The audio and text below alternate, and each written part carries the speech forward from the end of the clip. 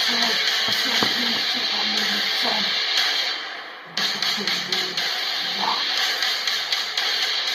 wasn't just a prediction, it was a spoiler. And now I'm ready for any challenge. The Monday Night Messiah Reigns can come and we will do a Shield reunion. Anybody who think can beat the big dog, the new Paul Heyman guy.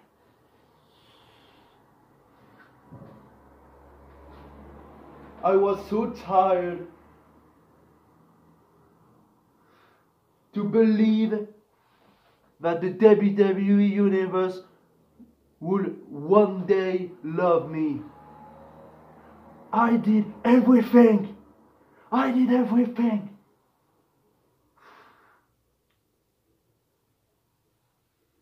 And they split on me.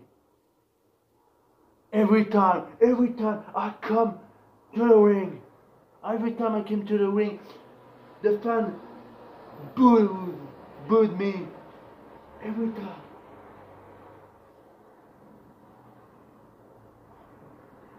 So now I will take shortcuts. I will win my match like I want. So come to me, face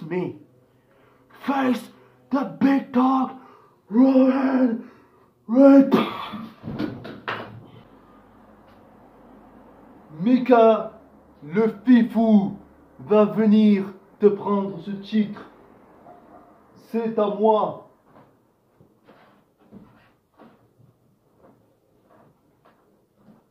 Moi, les gens m'aiment.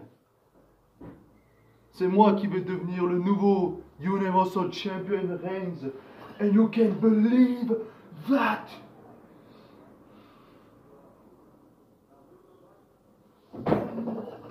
Get out of my ring. Salut à tous et à toutes, c'est Mika, le Bifou. Bientôt, le prochain Universal Champion, le champion du peuple, the people champion. Voilà. Donc, je suis de retour, et oui, avec la review Payback. Clairement, je vais faire. J'avais dit que je ferais la review de SummerSlam et je ferai un peu Takeover. En fait, je vais parler un peu tout dans cette vidéo de Takeover 30, de SummerSlam et de Payback. Voilà. Un résumé des trois shows en 30 minutes. Est-ce que c'est possible? Oui, vous allez voir ça. You can believe that. On the next champ, big dog. No. Little Dog. Donc voilà. Donc Takeover, on va commencer par Takeover 30. Clairement, j'ai adoré le show. Voilà, c'est les Takeover tout simplement. Damien Priest nouveau NXT North American Champion. Il a gagné le ladder match.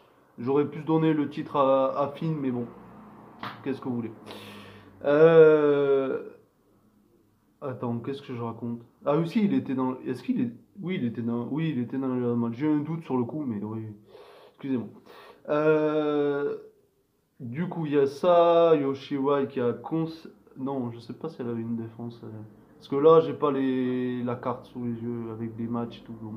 Mais bon, on va faire à ma manière. La fifou. À la fifou, on va la faire. Donc voilà. Et du coup, Yoshirai, oui, ben oui, elle a défendu contre Dakota Kai, excusez-moi. Du coup, elle a conservé le titre. Bon, ça, on a des nouveaux NXT North, des nouveaux NXT Tag Team Champions, mais ça, c'était pas à Takeover, c'était le NXT d'après. Breezango, qui ont battu Imperium, bravo. Voilà. Et après. Et après, ah non, Finn Balor, il n'était pas dans le ladder match, excusez-moi, mais il a battu Timothy Thatcher, je crois. Ouais, donc non, il n'était pas dans le ladder match, Finn Balor. Parce qu'il s'était pas qualifié, voilà. Et donc voilà pour ça. Mais après, il n'y a pas eu tellement de matchs à TakeOver, mais c'est ce qui est bien parce qu'ils ont le temps de construire les matchs après. Donc voilà, Yoshewai. Je voulais voir s'il y avait un autre match avant de parler du main event qui opposait Karrion Kross, tic-tac, à, à Keith Lee. Voilà. Mais je crois que c'est un peu tout. N'empêche, il n'y a pas d'autres matchs qui me reviennent là. Mais je crois que c'est tout. Voilà. Je vais juste voir le niveau de ma batterie, les gens. Et oui, je fais ça en pleine vidéo, fifou chaud. Parce que j'ai peur que le téléphone, je peux pas voir la durée. C'est bizarre ça. Sinon, je vais couper la vidéo. J'espère qu'il va pas s'éteindre. Voilà. Mais on va essayer de dépêcher. Pas d'autres matchs que moi. Le leader match, Timothy Thatcher, Finn Balor.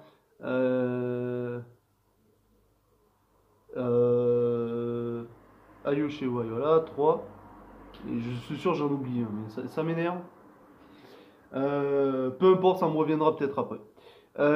Donc le main event qui opposait Karrion Kross, TikTok, au NXT Champion Keith Lee. Un très très beau match, malheureusement.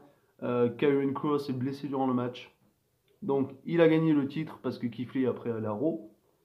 Et ensuite à Payback. Et, malheureusement, Karrion Kross s'est blessé. Il a gagné quand même le titre, mais il s'est blessé pour le lendemain. Ça m'a fait vraiment penser à Finn Balor quand il est durant le titre universel le lendemain. C'est les boules. C'est vraiment les boules, ça, à chaque fois. Mais Karrion Kross reviendra et reprendra son titre comme un Tommaso Ciampa, qui le fera, je pense. Qui a dû laisser son titre sur blessure. Il l'a jamais perdu. Et TikTok. Ce mardi à NXT, on nous fait place. Le titre est vacant. Un Fatal 4-Way Iron Man de 60 minutes, baby. C'est triste pour Karrion Kross, mais ça nous fait place à un très grand match qui va arriver ce mardi, spécialement ce mardi, Super Tuesday. D'ailleurs, je sais pas pourquoi c'est le mardi exceptionnellement. Peut-être qu'il y a je crois qu'il y a le show de la AEW, il est en même temps, c'est pour ça. Pour les audiences, bien évidemment. Et donc voilà. Voilà pour ça. Je sais pas pourquoi le téléphone, à chaque fois, il se. Peut-être que j'appuie là. Je sais pas pourquoi un coup il s'éteint. Parce que c'est pas assez clair, je crois. Ouh, il y a plus de lumière. Donc, qu'est-ce que je disais oui, que je savais pas pourquoi le mardi. Mais je pense qu'il y a le show de la WWE, c'est pour ça. D'ailleurs, ils ont un peu leur show en ce moment. Parce que, ah oui, parce qu'il y a la NBA. Ah ben oui, d'ailleurs, NXT doit faire pareil. Parce que du coup, il y a la NBA qui a repris, je crois. Et du coup, voilà, pour les audiences, ils ont pas envie de se faire baiser la gueule. Comme on dit dans le jargon. Comme on dit à Lozère. La Lozère. Voilà. Et donc voilà pour Takeover, un débrief vraiment rapide. Donc on va peut-être parler du coup de un peu de Raw, voilà, et des débuts de Keith Lee. Après ça, il a fait ses débuts contre Randy Orton. Je n'ai jamais vu un gars d'NXT qui affrontait une grosse légende comme Randy Orton. Le dernier était Kevin Owens qui avait affronté John Cena. Pour moi, il n'avait pas affronté le premier soir à Raw. Il avait juste attaqué, donc ça m'a fait penser à Kevin Owens. Et du coup, voilà. Donc, il a fait ses débuts contre Orton. Bon, du coup, le match c'est pas fini parce qu'il y a Drew voilà, qui a attaqué Orton parce qu'Orton lui avait foutu 2 kicks. Au final, à la fin du show, il lui en a foutu 3 et Drew McIntyre est allé à l'hôpital. Et je pensais qu'il allait venir à Payback, mais non. Sinon, j'en parlerai un peu plus tard après, mais tous mes pronostics de Payback que j'ai eu, je les ai eu bons. Je suis fier parce que j'ai jamais eu. Ah non, j'ai pas eu bon, merde. Ah oui. J'aurais eu bon si j'avais dit Roman Reigns, mais je voulais rester sur Finn. En fait, le choix était pas très objectif et pas réaliste. Parce que je voulais que Finn conserve, mais bon. De toute façon, je l'ai dit sur un groupe de catch, fan de catch d'hier aujourd'hui. D'ailleurs, si vous n'avez pas rejoint ce groupe de catch, c'est extrêmement bien. Et rejoignez tous les groupes de catch sur Facebook et un peu partout, sur tous les réseaux. Voilà. Donc, je l'ai dit dans le groupe de catch que j'aurais préféré que le Finn gagne, mais il n'a pas pris le tombé. Voilà, et puis c'était le moment à donner à Reigns parce qu'il avait du momentum, le faire perdre déjà, même si c'était pas lui qui prenait le tombé. Bon. Ou alors sinon ils auraient dû faire que de Retribution attaque Roman Reigns. Si Roman Reigns, bien sûr, n'est pas le chef de Retribution. Et d'ailleurs, si j'avais dit Reigns, comment j'aurais booké un peu cette fin de match, j'aurais dit que, j'aurais clairement dit que j'aurais fait venir Retribution. Ils auraient attaqué Finn et Strowman. Et Reigns aurait affiché le coup de grâce. Voilà. Il aurait gagné le titre. Et là, clairement, il met une cagoule pour dire qu'il est dans Retribution. S'il est vraiment dans Retribution. Et s'il n'est pas dans Retribution, non. Mais s'il est vraiment dans Retribution, le chef, un peu comme un Brody à EW avec Dark Order, clairement, il fallait le faire maintenant. Voilà, parce que sinon, c'est débile. Voilà. Parce que il est avec Paul Heyman gay, voilà, c'est bien. Mais s'il est vraiment dans Retribution et il est le chef, il aurait dû faire un truc comme ça. Voilà. Mais bon, écoutez. Voilà. Mais ça, on en parlera un peu plus tard après. On va s'attaquer à d'autres matchs avant. Donc, on va commencer le match qui a commencé la soirée. Bon, on va parler vite fait du kick-off. Ah, mais non, je l'ai pas regardé, merde. J'ai même pas vu les résultats. Si c'était le Riot Squad ou. Si c'était le Riot Squad ou.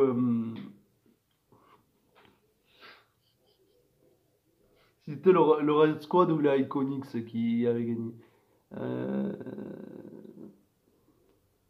je vous dirai, je le mettrai en commentaire. Voilà. Pour voir que je suis allé le voir. Je voulais aller le faire, mais j'ai oublié. Mais bon, voilà. Écoutez, donc du coup, je sais pas qui a gagné, mais en tout cas, Bailey et Banks avaient dit que, enfin Bailey avait dit sur Twitter que si elle conservait les titres par équipe, elles allaient affronter le gagnant de ce match. Donc voilà. Mais je pense que c'est Riot Squad qui ont gagné parce qu'à Iconics, il n'y a pas d'intérêt, ils ont déjà été champions de par équipe. Et puis Iconics, il faut donner de nouvelles opportunités. Voilà. Euh, et sinon, le match qui a vraiment commencé la soirée, c'était non, c'était pas le Banks et Bailey. Bon, peu importe, je sais pas l'ordre des matchs, ça m'énerve. D'habitude, j'ai ma feuille là, mais là, je l'ai pas. Euh... Parce que j'ai pas trop le temps vraiment pour faire la vidéo là aujourd'hui. Mais sinon, j'aurai jamais le temps. Donc, du coup, je le fais maintenant. Donc, peu importe quel match a commencé, je vais d'abord parler du Banks et Bailey contre Nia Jax. Nia Jax. Nia Jax. Je peux plus la voir, elle. Je peux plus la voir. Contre, heureusement qu'il y a Shayna Baszler pour que cette équipe soit à peu près. Que je l'aime, l'équipe à peu près, parce qu'il y a Shayna Baszler. Et elles ont gagné les titres par équipe. Et je l'avais pronostiqué. J'ai eu un pronostic bon. De toute façon, j'ai eu presque tous les pronostics bons. Sauf. Alors que c'est quand même la première fois euh, que j'ai presque tous les pronostics bons. Hein. Parce que d'habitude, j'ai 2 ou 3 matchs qui plantent. Et là, il n'y a que le main event, bien évidemment. Voilà. Un jour, je crois que j'aurai jamais tous mes pronostics bons. Mais ça c'est à double.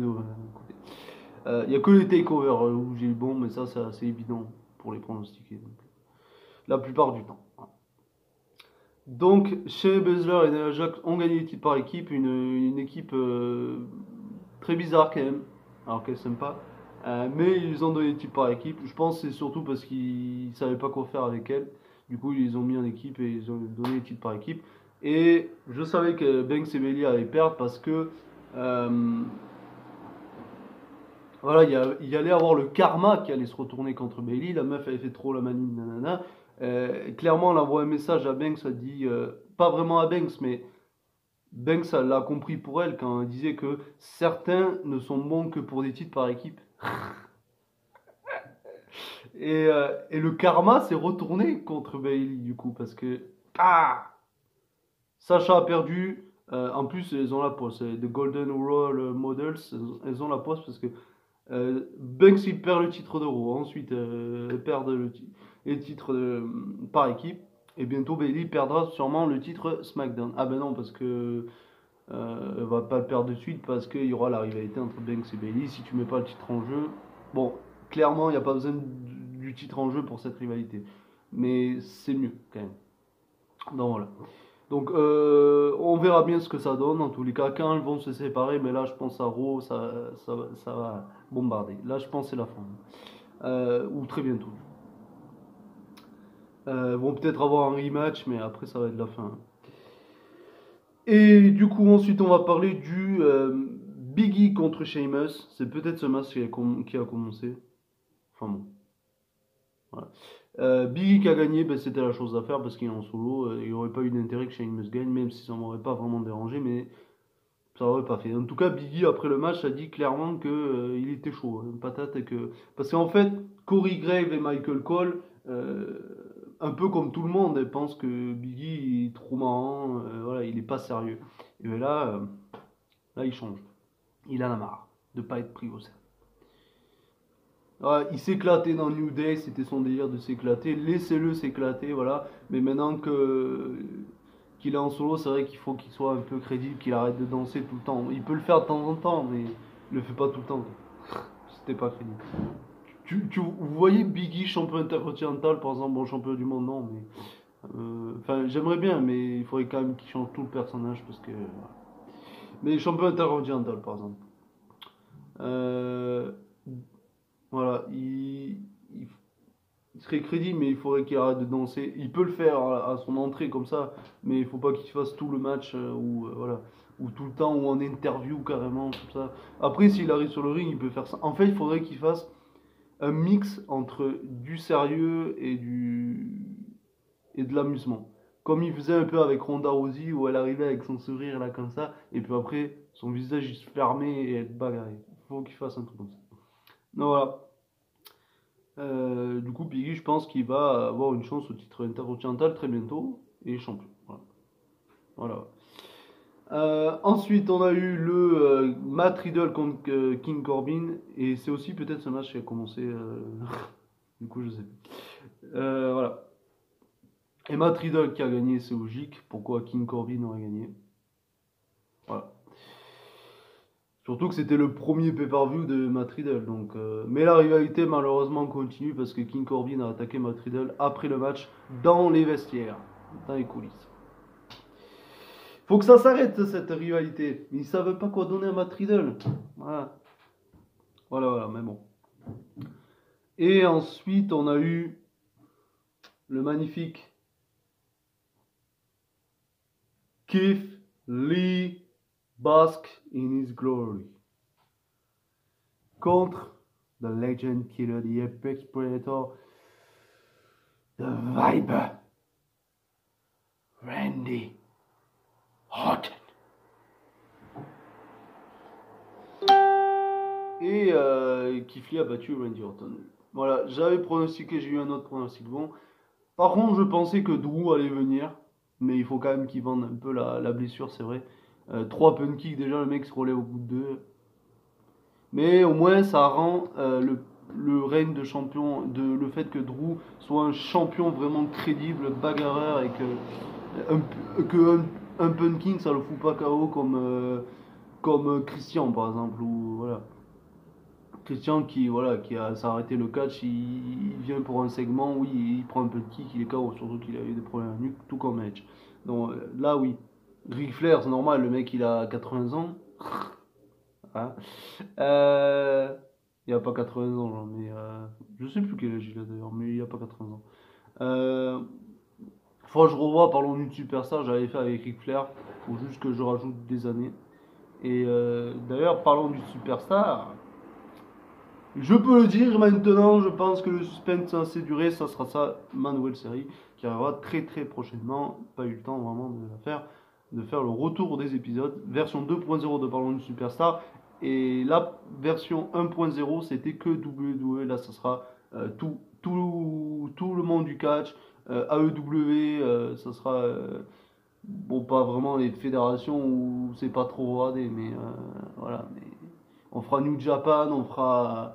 En fait, principalement, on fera. Je pense qu'on fera presque. Je ferai presque pas WWE parce que j'ai fait 10 vidéos en fait sur Superstar WWE. Donc j'en ferai un peu, mais je ferai surtout AEW et New Japan. Principalement. Après, peut-être la ROH ou Impact Wrestling aussi. Voilà. Et surtout AEW et New Japan. C'est vraiment les deux plus que je regarde avec la WWE. Après Impact de temps en temps, mais je regarde aussi. Et la ROH, je regarde quasiment plus. Donc voilà. Du coup, voilà pour ça. Donc, Keith Lee a battu Randy Orton. Ensuite, on a eu. Bonne question. Je sais plus ce qu'on a eu après.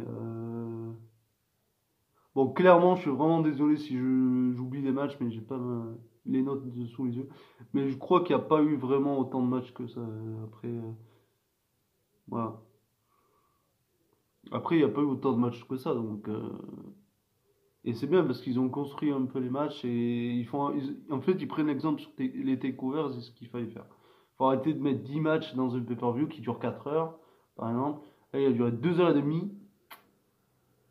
Voilà. SummerSlam qui a duré 3 heures au lieu de 4 heures. Ça, c'est bien.